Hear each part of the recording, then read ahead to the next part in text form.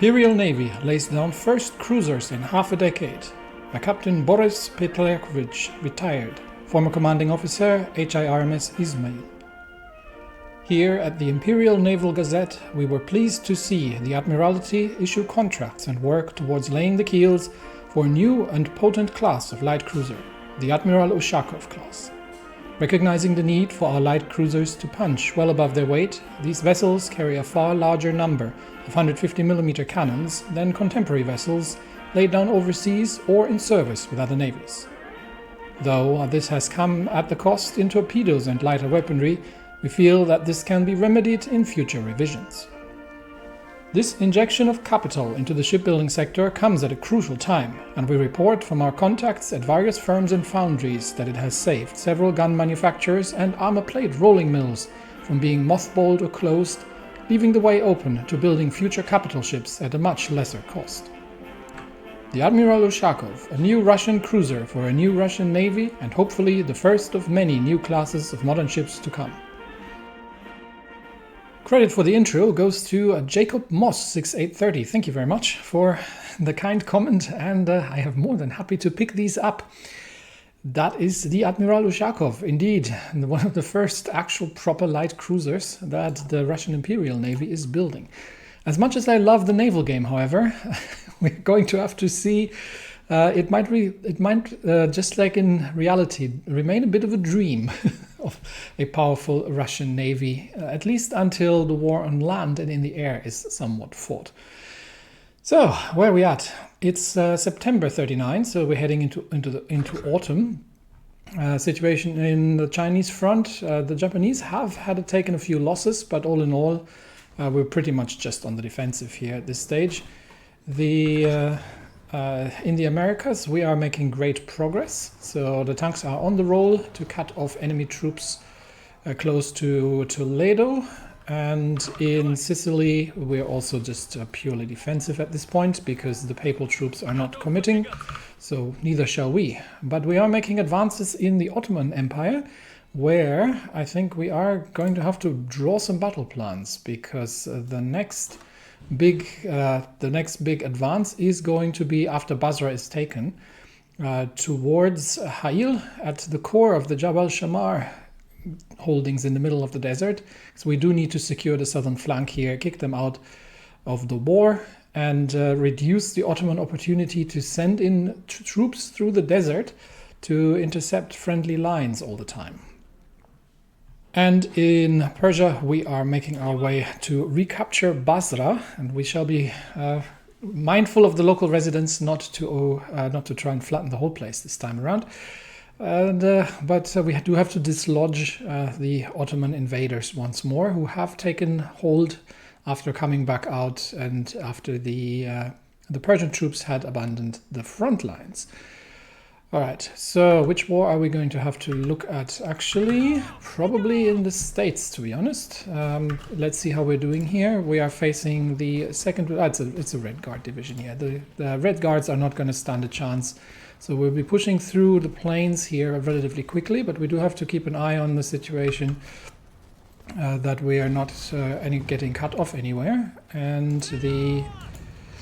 fourth mechanized can actually just support the assault. Can we get... yeah, we can get 3 divisions committed here. So more Red Guards. We'll leave the cleanup to the infantry and just push through the enemy lines. China is stable, but we are already facing increased assaults on the mountain position in Abruzzo. So our troops here haven't really had, they haven't had a chance to dig in. No, they actually are relatively decently entrenched, but Ungarn Sternberg does not believe in entrenchment, so they are under vicious assaults, and I believe the air situation is not particularly great either. There's a relatively large number of enemy aircraft up in the air, so the commitment is definitely there. We still can't bring any aircraft of our own due to, well, problems with the Italians, really. But with that, Yeah, we are. With that, we're using the momentum to push towards Basra, and we do have to be a bit mindful of the supply situation here. But once we have taken, I believe, yeah, Basra and Kuwait need to be taken in order to prevent any supply any enemy supply for the coming offensive. Right. In the States, we're pushing north against 2 Red Guard divisions. That should not be a problem to break these out. And yeah, the enemy troops here are being eliminated already as we speak, so we can move ahead. And there we go. Push has happened, which means the 4th is now going to assist with capitulating these troops in the north, and the 3rd is moving north to cut off the Brooklyn Teamsters, which is a regular infantry division and as such relatively capable, but has now been cut off. And with their retreat cut off, they have immediately capitulated and became prisoners of war. So that leaves us with moving potentially towards Detroit in the north, and finishing off the northern sector, or we simply move east along the lines towards Cleveland. All of this is bringing us closer to Washington, but we are also interested in destroying enemy forces. So if we can probably shorten the front lines here somewhat, and we'll move south of the river. We'll get all divisions engaged there eventually. We'll move south of the river towards Toledo, and then from there we'll take Cleveland and drive a wedge up through the northern parts, cut off the troops from supply, and take prisoners wherever possible. All right, Italy, yeah, we are pretty much just defending here for now, which I think is the right thing to do. In Egypt, we are dealing with the last Jabal Shammar division here, and then we can slowly start moving east into the desert. But the fight for Basra has begun. The battle for Basra, second battle for Basra, especially the Ottoman 75th is giving us a bit of grief here. But I think we will be eventually victorious, and then we'll have to rest and regroup here with the Guards divisions until we move forward towards Kuwait. And okay, in the States we have cleaned out the last positions, so all tank divisions are now required to move north for the assault on Toledo, and from there on we'll be moving on towards Cleveland, cutting off the northern flank, and it's rapidly becoming a maneuver warfare, although the syndicates are making progress in the east along the coast here. They've passed Norfolk and are halfway towards Charleston. So that is another flank that potentially requires attention. But for now, we've got 2 tank divisions moving out to take Toledo. We actually do need the supply hub in the north as well. So let's see if we can just get behind enemy lines here, because they're not going to be able to resist that force for much longer. And I don't think there's actually anybody north from here. So we'll take the supply position south of Detroit, and we have broken through enemy lines and occupied Toledo rapidly. With that, we can set up for the next assault. Potentially, we could try cutting south across Columbus, but I think it is still a bit too large, a bit too much on the front line width until we're hitting. We could try a concentrated drive south towards Columbus. So if we are getting we're getting the tanks moving south. Alternatively, we could get behind Detroit in the north and finish off the enemy troops there. But I think we can leave that to the infantry almost, because it's only 3 divisions that they can deal with. Do we have railway? Yes, we have a railway connection. So we do need to wait anyway for the railways to be connected. So I think the next assault is going to be south of Columbus, and we're going to get all divisions on that. And from there, we are we might cut off the last remaining divisions they have here in the defense, and that should ease the pressure on the Union front a little bit as well. A quick look over at China and see if there are any opportunities arising. We are actually getting assaulted from combined Japanese Fengtian forces from the north. We may be able to mount a counterattack here. Troops are relatively well dug in at this point, so we might be able to mount a counterattack if they exhaust themselves, but we'll have to wait first and see if the opportunity arises. Similar situation in Italy, where we are at this point just digging and defending. I don't think it's worth assaulting eastwards towards south of Ancona, because I think we'll just defend here. Any kind of advances in the past have caused us trouble. So the operation in Egypt has been completed. We've pushed the Ottomans back, and they do still have supply out of Medina, so that's not going to be something that's easily remedied. But we will now shrink the front lines for a concentrated assault across the desert towards Ha'il. And the troops can begin preparing that. Meanwhile, the fight for Basra is about to decide it. The 75th is the last one having any kind of resistance. And with that, the 3 Guards divisions have arrived in Basra and retaken the city. And I think we can just use the 74th Guards to also take Kuwait. The other 2 divisions can rest and recover some of their organization, replenish from the stores in Basra, and once we've taken Kuwait, then we'll set up for the second part of the pincer operation. In the States, we are waiting for supply to roll in, and until supply is fixed, 8 days. So we'll be waiting here for a week, pretty much. We could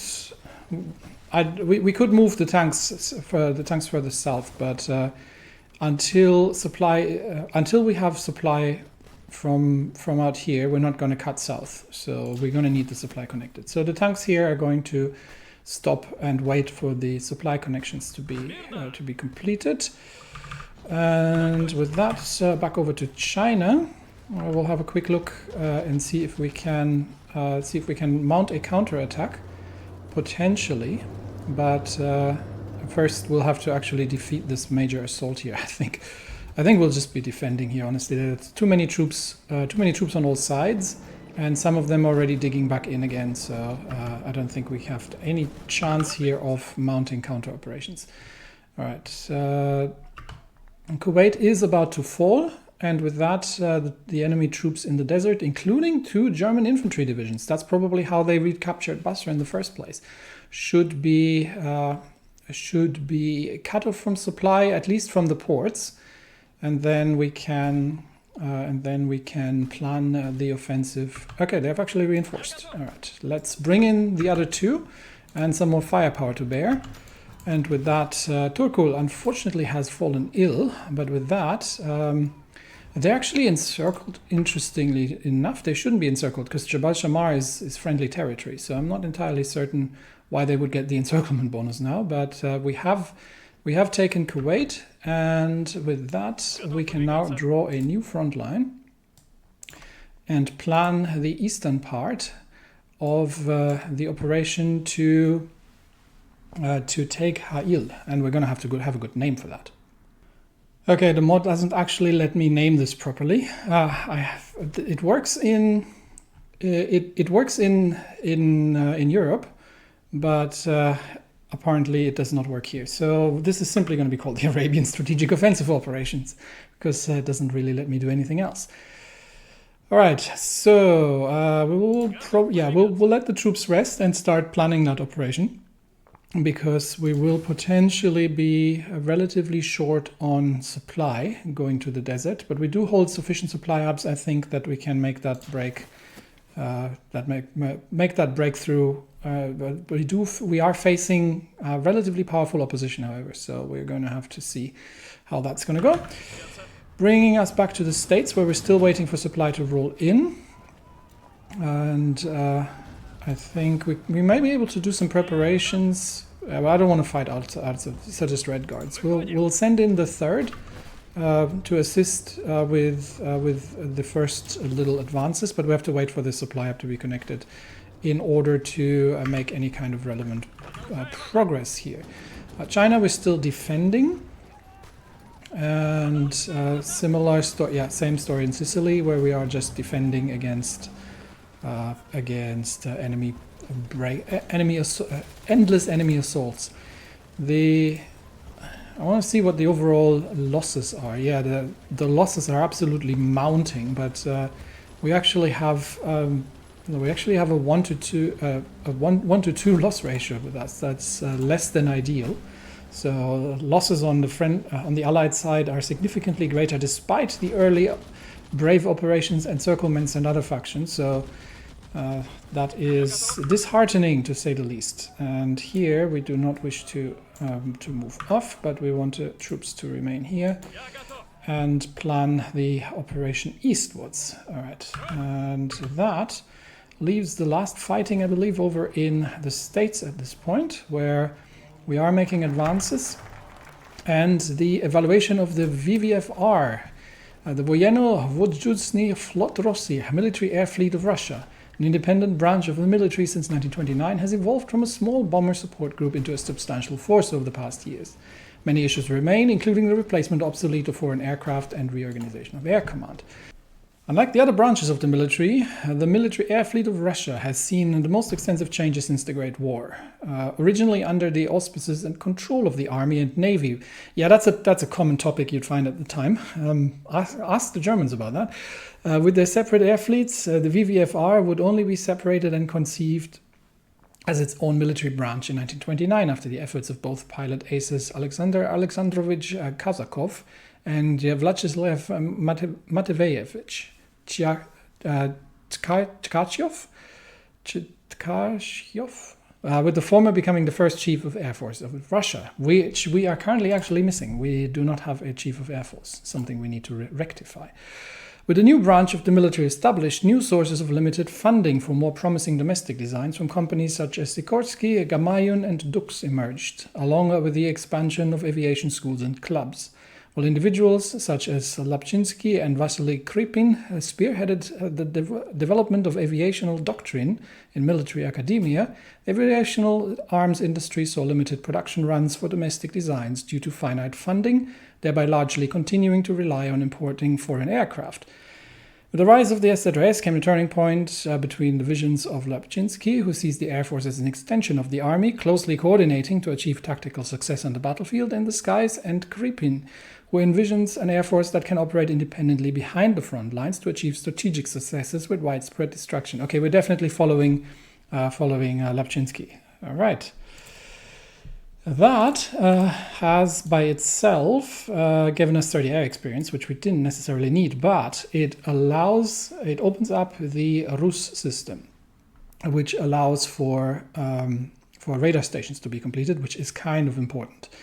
It also allows us, we could get some free air bases, we can get the State Aviation Directorate, but right now we'll just do this first. The radar is very essential. The other thing that I really do need to fix before I forget completely about it is the spirit of division command. I usually go with static warfare in combo with the ground battle plan because the synergy is just so powerful. But not really planning to do that at this point. So I'm thinking 5% breakthrough. This is a pretty decent assault, a pretty decent assault spirit. Alternatively, flexible orc is generally a very good one as well. Or this one, yeah, no, we're not using mass charge. So static warfare, I'm thinking suppressive barrage. This is not something I usually play, but I think it's an interesting mix-up. So we'll give ourselves 5% breakthrough and the suppressive barrage tactics. I have not really been messing with tactics an awful lot. So I do generally know how they work, But so if we're finding ourselves a general, we can usually set a preferred tactic. And here you can actually see them. So the suppressive barrage gives us a 10% tactical advantage with no real downside, and I don't think there's a counter for it. So yeah, there's no counter. There's no counter for suppressive barrage, which is quite. I think it's relatively unique. I'm not sure. We probably don't have all of them. There are this is a similar one, but this is neat. So this gives us a relatively decent tactic that, and due to the spirit, that should now, if it is preferred tactics. So I do actually have to start setting that on the generals, which again is not something I usually do, but I think that's I'll go through that. Actually, I might do that now because we've just selected it. So let us employ this strategy. I don't think that costs anything. So if we give that, it's a permanent choice. Okay. So this will pretty much always select that, which means we can't easily do the counters. But we'll try it with a few generals. So Stefan is definitely going to get that, and we will see how that works out for him in practice. So let's make that change. And here I also do need to extend the front line, so the tanks can stay. How far are we away from repairing? 2 days, and then we have supply again, and we can see Stefan's new experimental tactic in action. So yeah, that's. Can you imagine it? I don't know how many 100 hours I have in Hearts of Iron 4, but I've never done this. So it's something different for something new for everybody. All right. We're actually getting attacked quite viciously. What is the? You see here you see it in action, right? So the friendly commander. We're actually getting a tactical damage reduction, which is going to reduce the soft firepower due to the amount, due to the choice of tactic that they're using. All right, so that should not be a problem, which means we will be sticking with the PSA and waiting for supply to become available, and then we can actually probably push south from here. We may actually have supply. Let's see if we move south. If we move the whole thing south and just go straight into Columbus. Let's see if we can keep the momentum going here. And we get the other two. We should, by the time we're there, we should be having supply available to us. So let's get the tanks rolling. Yeah, we've got supply, and with that we can we'll leave one division behind. 2 divisions behind, and link up with once again link up with Union troops south of Columbus. Once we've broken through there, and then we should be able to cut off a fair amount of enemy divisions once again. The supply, actually, we're again outrunning our. Why are we not having supply? This should have a capital connection. Okay, any moment now. We should be getting supply, so the tanks are running on whatever supply they have remaining. But, oh, there we go. Now we have supply. All right. And we are getting counterattacked, but we'll try to expand. We'll try to expand the forces here from Columbus. We'll actually use the 3rd to pin enemy reinforcements in place, while the other 2 are pushing south. Quick look around in the countryside, anywhere we can. No, here we're just defending, same here, and here we are just positioning and getting ready for the assault. And here we do need to make sure that we don't overextending, because we do not wish our divisions to move. Just stay where you are, wait for some resupply, and plan the offensive. All right, back to the States, where we are We're running a destruction with the third mechanized, which we can't do for too long until we take significant losses. But we have already managed to push through. So the fourth is going to continue the assault, whereas the rest of the divisions are simply holding the line. But already the Union troops have moved in from the south, and we've got 1, 2, 3, 4, 5, 6, 8, 9 enemy divisions cut off. They will be out of supply, and that means we can once the supply situation. Oh, actually, I think they are. I'm going to need to reinforce here soon. They might be breaking. They might be reconnecting here because I think the Union troops have been pushed back by counterattacks. So we'll see if we can take the bridges against the exhausted enemy troops here and just bring the full force of the tanks to bear. Meanwhile, China, defense is holding, keeping an eye out for naval invasions. Italy, defensive lines are holding. The front is completely dug in here. And here we are actually quite short of equipment. Is that part of the resistance problem, potentially? It might be. So it might be that because of the garrison, prioritize reinforcements, not garrison. The resistance targets are going to be reached anyway, garrison or not. So let's not do that. Let's make sure that our troops in the field get the supply that they need and get ready for the next combat operation. And they do need to get used to the heat as well. Back to the States, where we are cutting the encircled enemy troops right in the middle by pushing the bridges west of Columbus and clearing up enemy troops. That has shortened the front lines, which is going to make it easier for the remaining syndicalist troops to actually hold the line.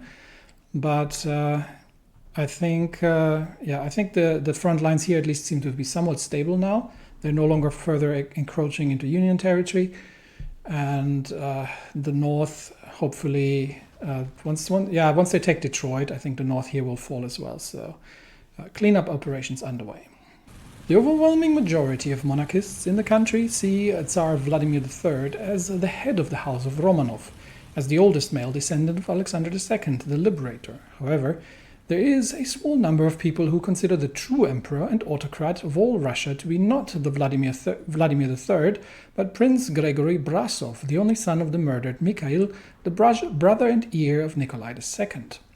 Using a rather specific interpretation of the somewhat confusing act of succession to the throne, primarily Article 28, which states the succession to the throne belongs above all to the eldest son of the reigning emperor, these groups of people claim that on the accession of Mikhail II to the throne within a single day in March 1918, his wife and son, even if automatically became Empress and Tsarevich respectively, making Gregory the legitimate head of the Romanov family and the rightful claimant to the throne. Prince Brasov himself does not support these views and prefers to stay out of politics, considering Vladimir III as the head of the dynasty, despite the rather strained relations of the other members of the imperial family with his adored mother, Natalia Brasova, and enjoys life and his hobby, sports car racing, as the Grand Prince Romanovsky-Brasov. 1 point of base stability lost to mild squabbles. This is part of entertainment, right? Mild squabbles in things. Meanwhile, actually, let's take a quick look at Ukraine, what our intelligence says by now. Army intel is still shady. There are a few. They actually have a battleship. So that might be, but and a few destroyers, as well as 2 light cruisers. So that might actually be a problem, wouldn't you know it, in the Black Sea. And we do have to be a little careful here because we do not have much. We have a few submarines that actually need to train up, and. But other than that, not an awful lot in terms of the Black Sea fleet, because we have concentrated our forces in the north. The theory here is that the land forces will be able to to take Crimea and potentially Odessa and cut Ukraine off from access to the Black Sea. And in the meantime, we will concede whatever naval routes are going through, which currently we don't have any trade routes or anything going through anyway. So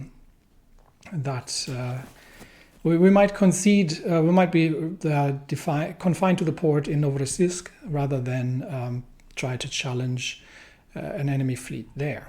All right, so friendly troops are actually making advances now. So I think we can begin the operation here. Yeah, most of the things are planned out as they should be. So the plan is simple and straightforward. Cut through the desert towards Hayil, and we're going to be doing the same on the other side. Yeah, we'll assault. We'll assault straight from the other side into the approaches with all available forces, and see if we can reach the. We'll pin down the enemy troops and see if the Persian cavalry can make its way through as well.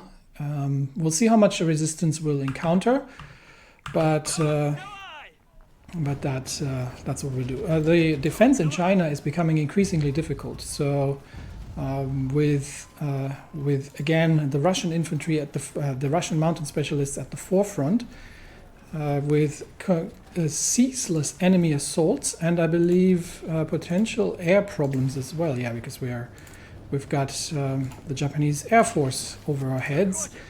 I believe it is once again time to potentially fall back from this line, and we may actually form a fallback line in Beijing rather than trying to counterattack, because these divisions are getting ground down here quite aggressively. So we shall leave that to friendly troops. I think the river line, the defense of the river, is failing simply because of the weight of the Japanese attack and our inability to counterattack, and that's mostly due to the air situation. So unless the Chinese United Front decides to commit further troops, then this defense here is going to become very, very difficult in the future, and there's not an awful lot we can do about it. So going back to Detroit. Oh, Detroit has fallen, yes. The Pacific forces made their move yesterday evening to secure downtown Detroit, crossing the river at the Jefferson Corridor against heavy Red Guard resistance. By nightfall, Pacific States of America soldiers were negotiating the surrender of soldiers holed up in North End. I think we've done this before. I'm not entirely. I think we had Detroit before, but either way around, we are making our way across against exhausted and hopefully out of supply enemy forces at some point. But we definitely don't want to avoid them.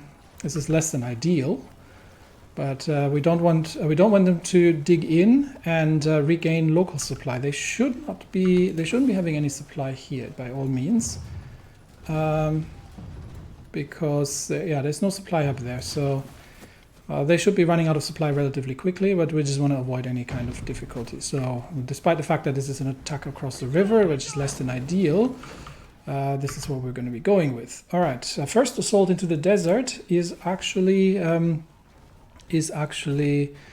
starting to run into some difficulties, especially against the experienced 3rd Ottoman mountaineers here, who are very well entrenched in the middle of the desert. So once we've the Persian cavalry has been pulled back to Kuwait, deciding that it wasn't worth pursuing this further. But hopefully we can use the momentum. We are fighting the Germans here, the 187th again, and making our way through. But this starts looking like a more difficult route on the other flank. Maybe what we can do is we can give Turkul as well the suppressive barrage. Let's see how this currently looks like. So in the current fight, he is using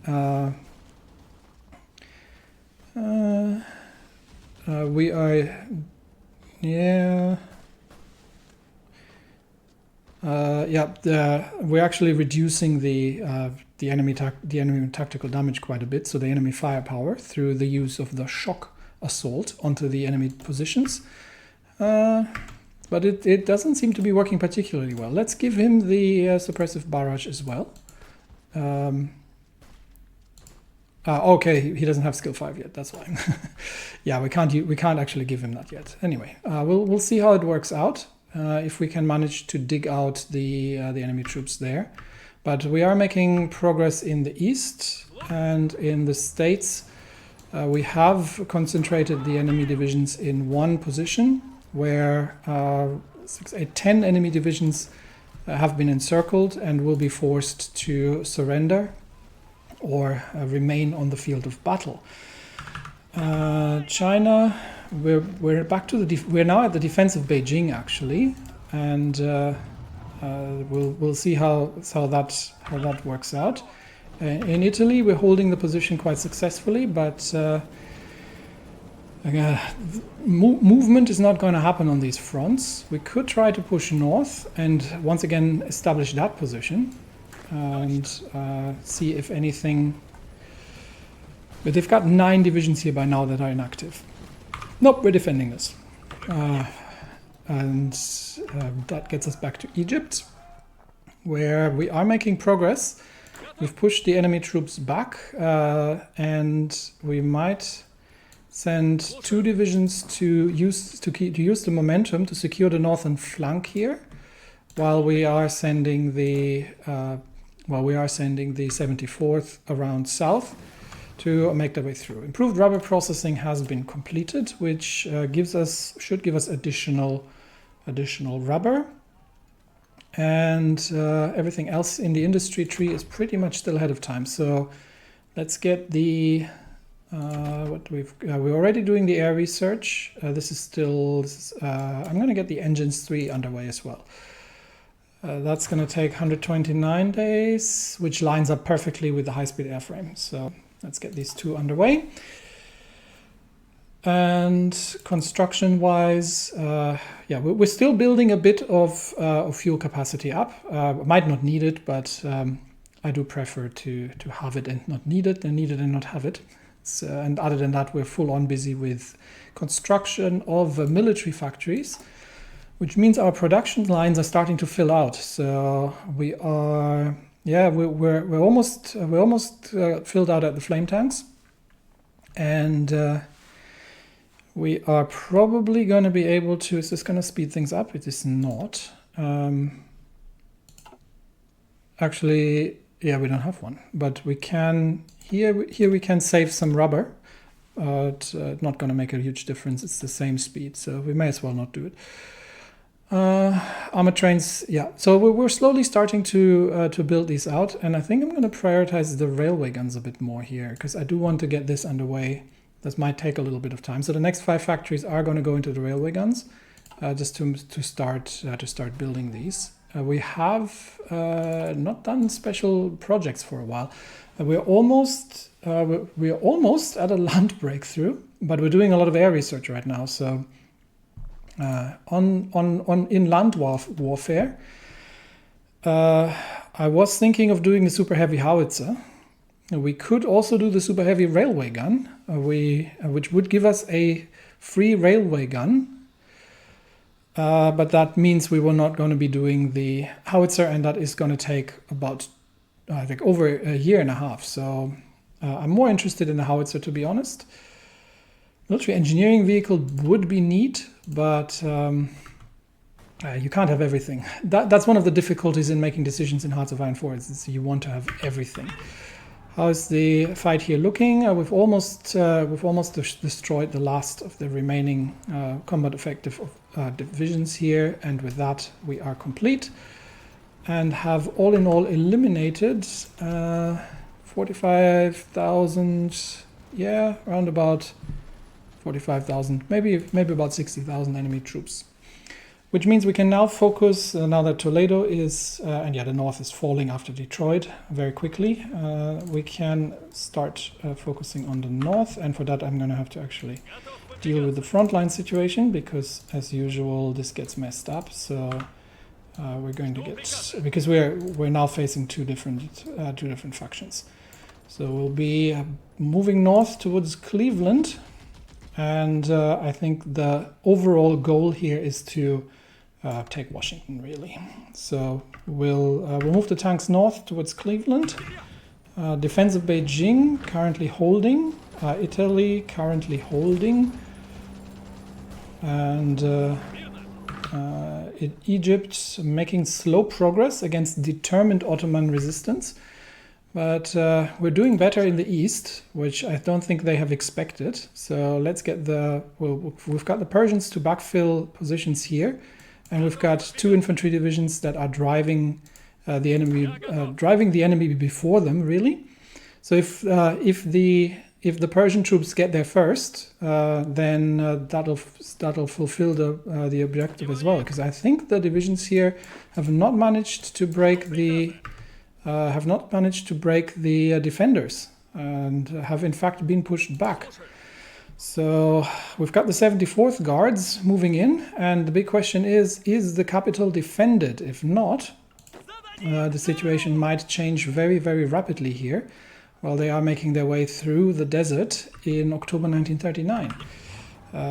In the States, tanks are in place, pushed towards Cleveland, and I think at this point the resistance from the syndicalists is actually minimal on this front.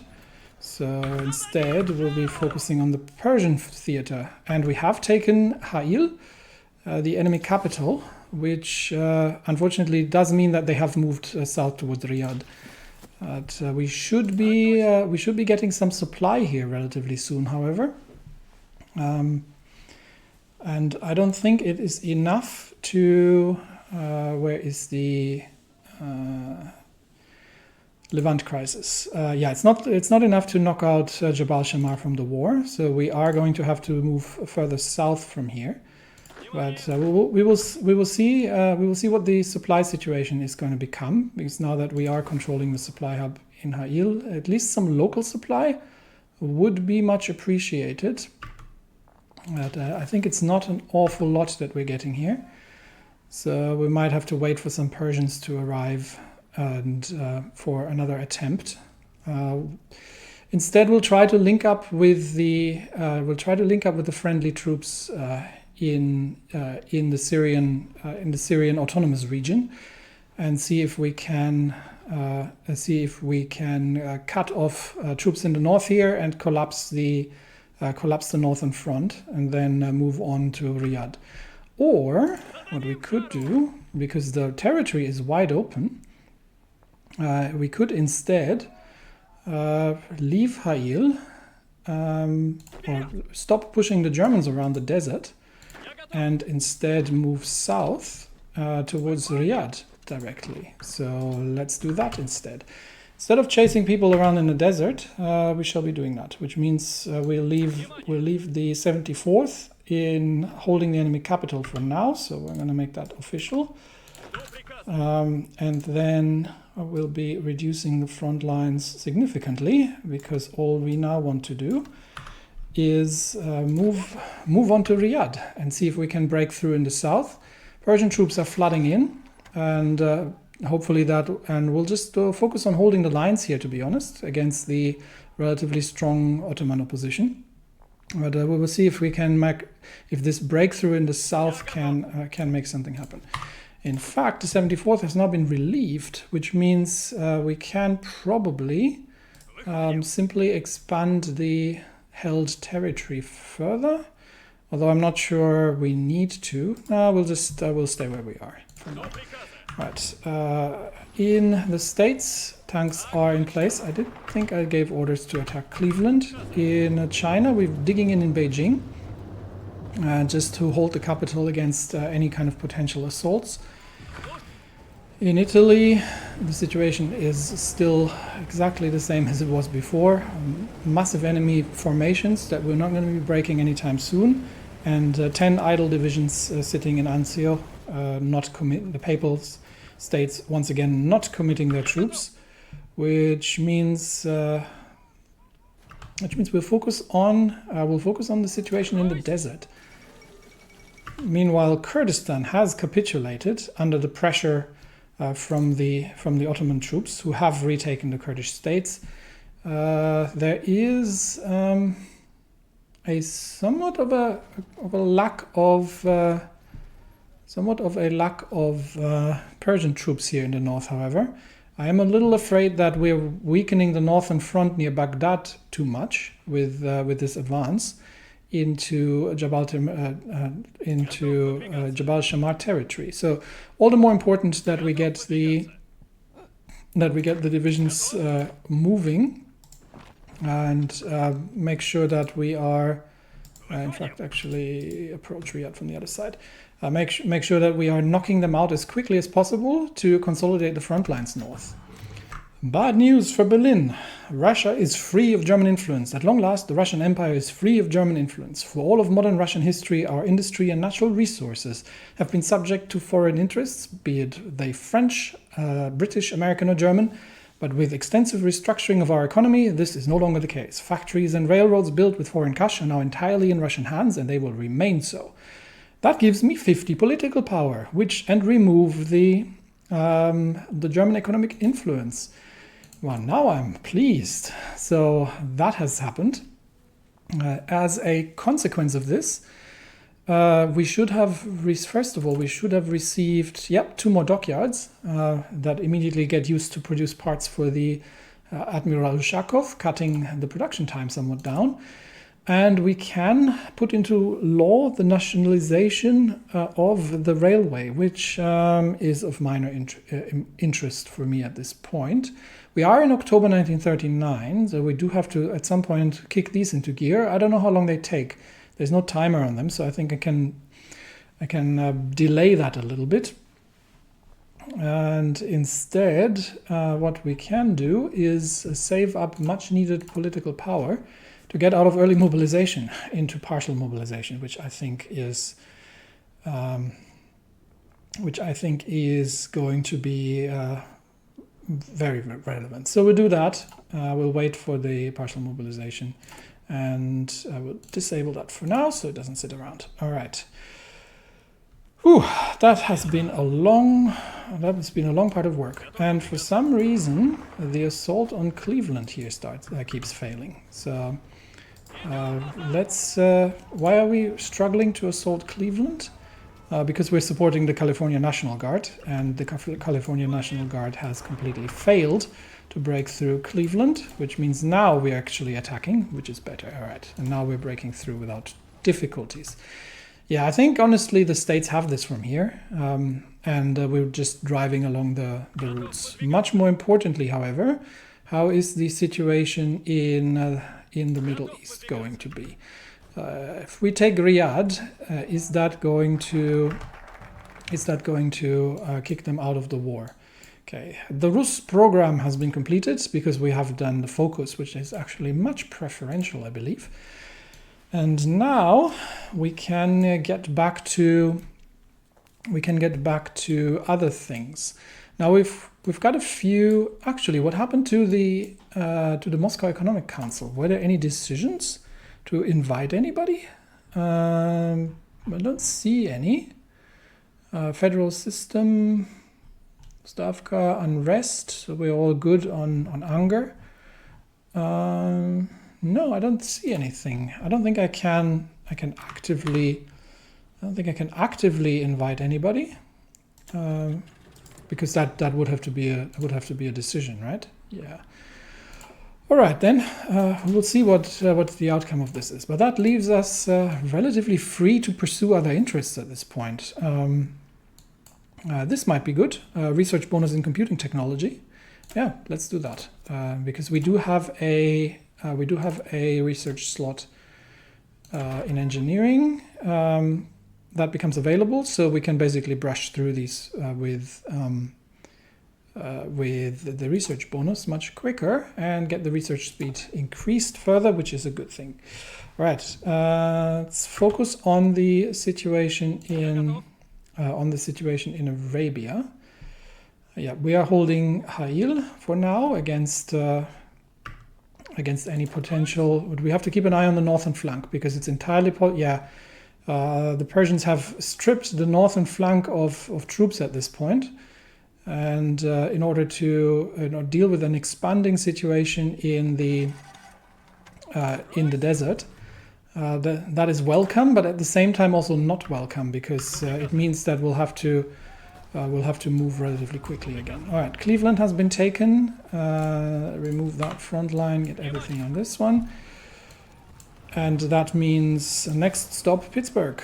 So simply move on Pittsburgh at this point. I think they have nothing left to defend themselves with. Right. Beijing holding, Sicily surprisingly holding. Look at the sheer amount of enemy divisions on the field here. We're definitely just holding here. Countering Ottoman attacks, countering Ottoman attacks. We don't have an easy way to... we could concentrate in the south, and that's probably making sense. Let's concentrate in the south and see if we can link up with the troops in Hail while we are...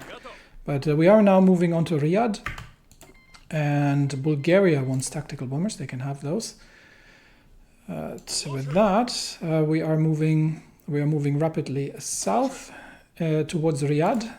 We might have to take the naval base at Hassa, but we will see if that is enough to, if we can manage to capture the Jabal Shammar government, and then rush troops back to the north, because we might have to defend the territory that the Persians have abandoned.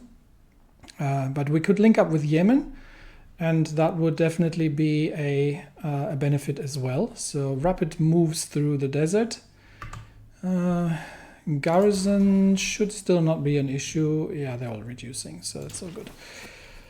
All right, quick look at the states. We have taken Pittsburgh to nobody's great surprise. Frontline correction, and from here on out, the lines are open. So there's really there's nothing stopping us from driving onto Washington, I believe, at this point. We'll be somewhat careful, and we will be using infantry support as well, as they might be bringing in reinforcements. But I think from here on, yeah, it's not going to look good for the syndicates. Definitely, that war is lost for them. Back to the desert, where we have taken Riyadh. Now the question is, have we managed to capture? No. The government has escaped our grasp once again and fled to Taima, which means the troops out of Hail are going to move westwards now, while the rest of the troops here might have to deal with potential cities in the other parts. Okay, we'll send the 73rd along to assist, and we will see if we can cut off the Ottomans here by just securing as much territory as we can. I don't know if the enemy capital is defended. We'll find out. But the 74th has regained some of its supplies, and we actually, I think I said concentrate on the southern position here. So stay. Do I have all three divisions? I need all three divisions here, please. So let's get all the divisions concentrated. We have some firepower here that we can use in support of the 74th, while friendly troops are moving rapidly through enemy territory.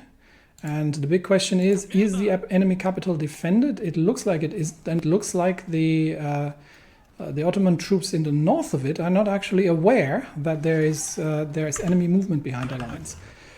In the States, we are running low on supply at this stage, and that's because Pittsburgh isn't connected. But well, the lines are open really, so they have nobody to defend their territory. So I think we can safely assume that driving towards Washington D.C. is. We can relatively open drive to Washington. Never mind. We have run into opposition. Okay, stop the assault for now. We do need supply at this point. So let's wait for supply to become Why there? Stay here. There's no front line there. Okay, we'll move there. How about that? Nope, doesn't want to. Okay, it'll probably return once that's done. Anyway, back to the important Persian position where the 73rd has run into opposition, which we don't necessarily need to fight at this point, as long as they're not coming to the rescue of any enemy troops. But let's move around them in the north simply. They are guarding Medina from the desert, but the 74th should be able to make its way into the enemy capital, and with that we are suddenly holding the enemy city of Taima, and the government has still eluded our grasp, but that also means that that means they are still in the fight. Yes, they are still in the fight, but not for long anymore. We'll just have to be careful not to be cut off here, but that's what we've got the 73rd for, which is already coming to reinforce. And the 74th is going to hold the enemy capital, former capital, for now. And we're also close to cutting off enemy troops. So let's use the three guards divisions from the other side, with some support from the south, to push back the Ottomans here, while the 70th is moving against the enemy capital of Hufuf, and to see if we can finally manage to capture the enemy government. There are some defenders, but they look relatively exhausted, so I think we can manage to break them there. But while deployed behind enemy lines, Nikanor Kuznetsov was apprehended by Ukrainian counterintelligence. He's held in a remote location for interrogation. We will absolutely, and Argentina declared war on Brazil. That is actually interesting. We will absolutely mount a rescue operation. So we will be getting Bistrolyotov to do that. Prepare and commence when ready. We have another tank position complete, plus half a point entrenchment. We need it. Do we need it? Requires all of the following: telescopic sight. Where do we get telescopic sight from? Oh, is this coming? Oh, this is approaching from the bottom. Oh, okay, this is weird. So this is not a tree. This is a circle.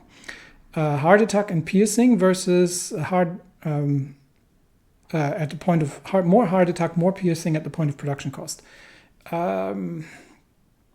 I'm not happy with 10% production cost. I don't think that's worth it. We're going with this. Okay, and then we can move through. All right, almost at 150 political power. This is really starting to kick off, which also means we probably want to start slowly building up the intelligence department as well. We do have the option to become spy master, which we want because that'll give free operatives, but the army department, I think, is something that we will need. So let's get that underway slowly. I'm not going to do this continuously, but because I need the factories elsewhere. But the big question is, can we apprehend the enemy government before they can escape any further? We have linked up with Yemen in the south, but Baghdad is now under threat, and Persian lines are definitely thin in the north. So we will have we'll have some ground to make up for. That said, I think we are once they capitulate, potentially in a good position to cut off Ottoman troops here. And with that, we may actually, instead of supporting the fight from the south, we might use the 74th to just maneuver behind enemy lines and see if we can entrap these Ottoman positions there. Because the Ottomans are going to remain, even if the enemy troops are there. And Jabal Shamar has capitulated. We have managed to finally catch the fugitive enemy government in Hufuf. They have announced their total surrender to Persia. The Persian forces, along with a number of independent Shamari paternal autocrat supporters, have forced Saud Ibn Abd al-Aziz and his government into exile, as a new government has been established to rule Jabal Shammar in cooperation with Persia. Well, that means there are some Ottoman troops here that need dealing with, which should be now encircled, because they have nowhere to... Oh, no, they do have somewhere to go. So we'll see if we can wipe these out. But that puts the Ottomans in a very precarious position, because suddenly they've lost a lot of their supporting troops. And we should be able to take Medina and Mecca. So we'll send the 73rd towards Medina, and then potentially immediately south towards Mecca. And now suddenly the Ottoman troops have been fractured. Persia has taken over a vast amount of territory. And overall, the situation is looking a lot worse for the Ottoman Empire, because these divisions are now encircled, which means we can then start cleaning them up in the north once we have broken through there, reduce the remaining Ottoman resistance, and then go on the offensive in the north finally, retake lost territory, and go for the core of the Ottoman Empire. Okay, that is actually a Japanese naval invasion that we do not want to see. So immediately we are going to have to move troops. I don't pay attention for 5 minutes, and they get themselves the port captured. We are going to move troops immediately. First order of business is the destruction of the enemy occupation force in Tianjin, because they cannot be allowed to hold the port. So we'll move out of Beijing. We'll relieve that to the 30th Sichuans to hold, and immediately engage with the Japanese forces in the port, which I think we will be able to dislodge, and that is actually very costly for the Japanese, because that means they will lose all the troops that have invaded here.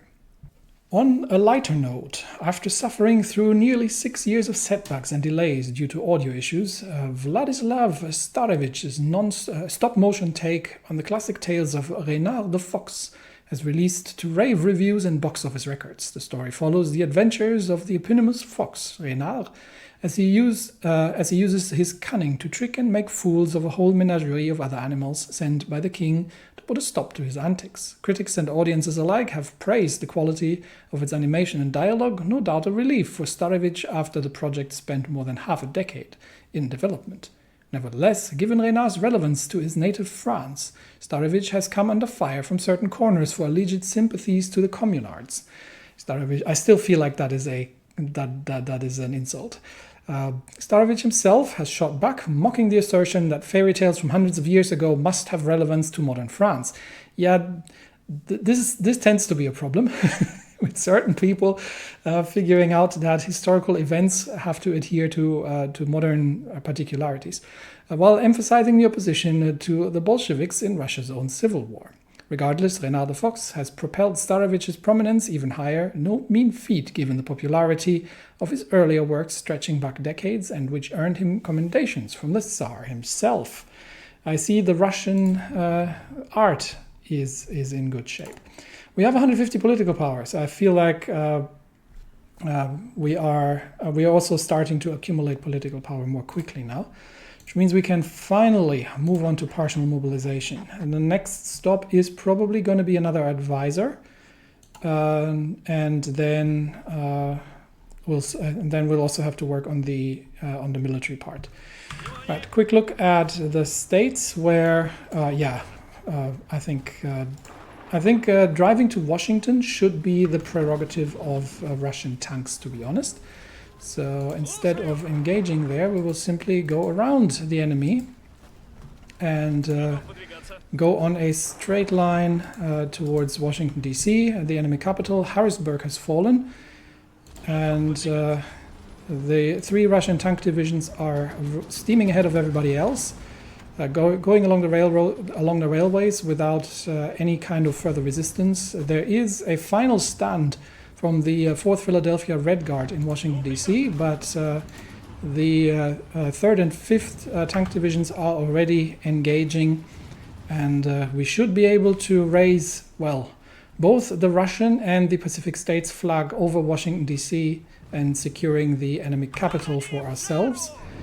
Meanwhile, we are pushing the last Japanese defenders out of the port of Tianjin, which is essential because that will cause massive problems otherwise.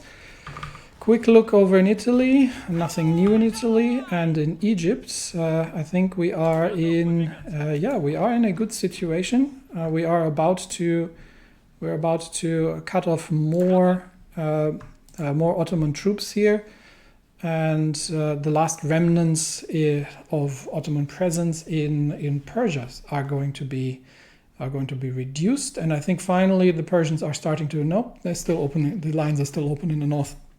Yeah, we definitely need Persian divisions in the north. Aleppo has been retaken by the Egyptians. Well done. So freeing up all these positions in the south has been the right move. But we'll definitely watch the battle for Washington, D.C. as the 5th and 3rd mechanized, or 3rd, 4th and 5th mechanized really, are hammering into the final defenses of the 4th Philadelphia Red Guard. It is hand-to-hand fighting in the streets, but the light tanks are quite nimble, and we are making our way through, breaking through the last enemy defenses, and we have taken Washington, D.C. off the enemy. With that, I think the government has seen us coming, obviously, and has retreated towards New York City, but we can now swoop north and clear out the last remnants of important territory, and the syndicates, the civil war in the United States is probably over, because even if the Union decides that they want to raise arms against the new government of the Pacific States, they're not going to last very long. So that comes to a conclusion. We have retaken Tianjin, and we now have the Japanese troops encircled here, which means we'll just have to defend against the counterattack, and then we're going in across the river to wipe out the last remnants of this Japanese naval invasion. That is going to cost them, and it is going to cost them dearly. Or we have an opportunity to destroy some German divisions. Okay, that's priority. These are encircled. Yeah, the 187th, after many battles all the way from Basra to Ha'il, is finally stranded in the desert and coming under attack from Russian forces from all sides. And with that, once we have actually joined battle here, with that we will have eliminated this famous German division from that position. All right, tanks here. Let's just take Baltimore.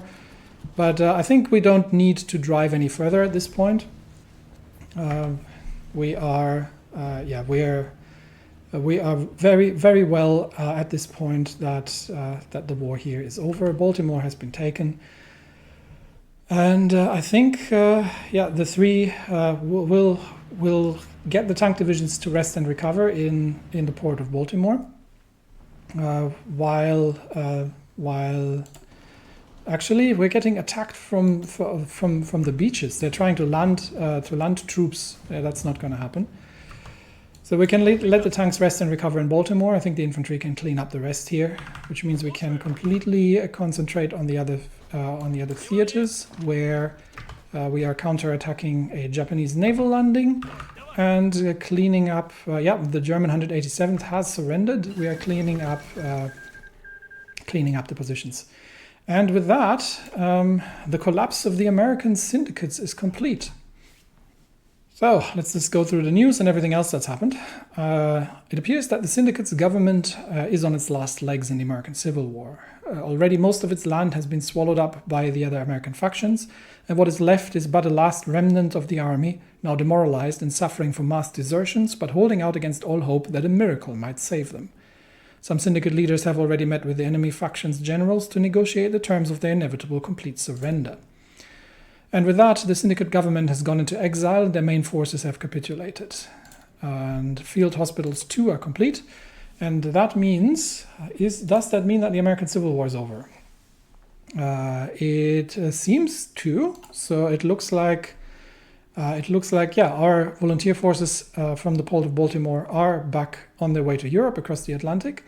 The American Union state is holding a rump in the southeast, but the Pacific states are holding the majority of the Americas.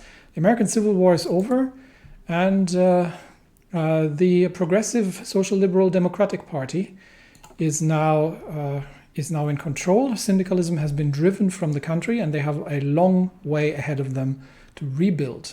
Meanwhile, yes, they wish to purchase some things. We have the whatever that was for. That's for trucks. Anything else? No, just trucks, I believe. Okay. Although eventually we might use it for other things as well. What is this one? Does it go from top to bottom? Yes, it does. So we could get additional hardness for truck and mechanized, and that's quite tempting. That's reliability for everything, and that's also reliable. Okay, that's truck, mechanized, and motorized rocket artillery. That's the exact same thing.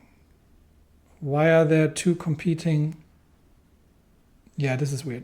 This looks like a bug. There are two competing ones, but they're the exact same thing.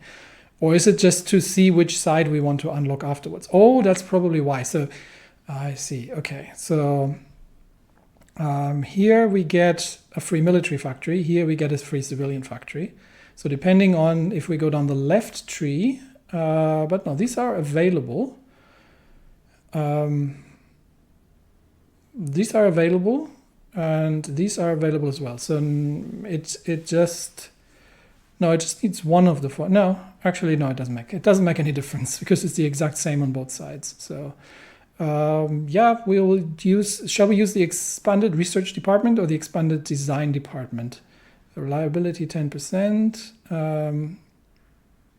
Oh no, there is a difference. Design team assign cost. What is the design team assign cost? It's not a policy, and that is the design team change cost. I'm not entirely certain what that's even supposed to mean. We'll use the left one. No idea what that is. You can probably tell me in the comments because I have no idea. This should be the design team. So what's the assign cost? I don't know. Anyway.